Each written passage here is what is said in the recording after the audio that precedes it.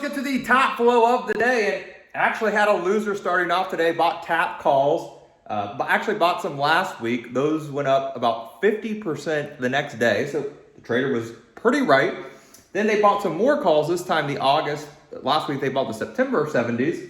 And they bought these calls around about 270 or so. I bought a 2-lot and the stock gapped down about 5% on earnings, closed them out for about 40 cents. So, 270 to 40 cents, that's a pretty big loss. So you may be saying, Lance, you have losers when you trade, like that's a big loss. Well, to give you an example, that was a 2-lot. So let's just say 500 bucks of risk, 270, a little bit more. It's 290 of risk.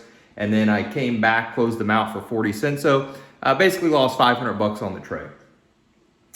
I'm willing to risk that on a small earnings trade. That's why we have position sizing. And in that case, especially for earnings, very, very small. And to give you an example of a big position size, we had SU Suncor. We had the October call, so way far dated. And it's a low beta stock, no earnings, nothing like that. Energy stock, very low beta, pretty much at the money calls.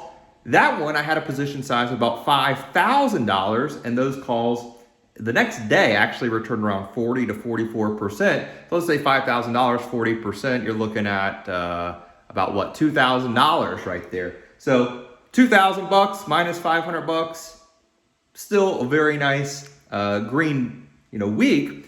But that's how trading position sizing works. When you go a big position size and when you like something and there's no short dated weekly options, there's no earnings, and it's a swing trade, especially on a stock like that, I can up my size. So when I'm right also that P&L. When I'm wrong, I want to be wrong small, especially for earnings, weekly options, let's say like lottos, like if it's Thursday and I'm buying the Friday expiration options or out the money cheap options, I want to risk a small position size. So I can, let's say out of 2 trades, I was 50-50. Well, that's horrible, but I was net green about 1,500. So I hope that helps. Obviously, everyone has different account sizes, different risks. That depends on lifestyle.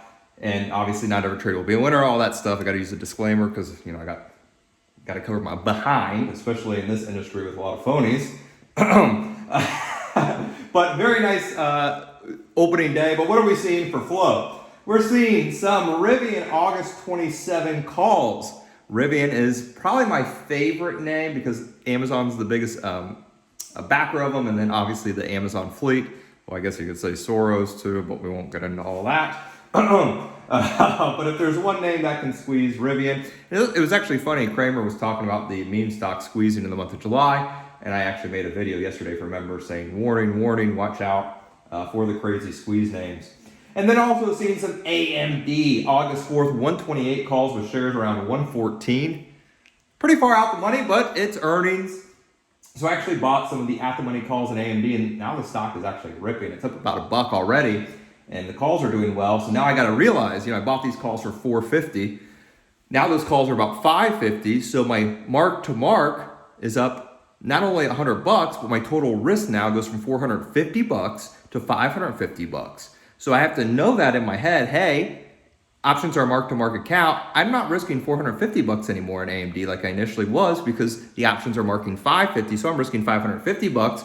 So if I buy one contract and let's say AMD goes down and the calls go to 0, my P&L is going to show what they closed on the day. So if they close right now, that's a negative loss of $550, not $450. So make sure you know that, especially when you're looking at your account and your P&L, because that is all trading. It's all about P&L. It's not about, hey, I got 9 out of 10 winners right, because that one loser might wipe out your last 9 winners.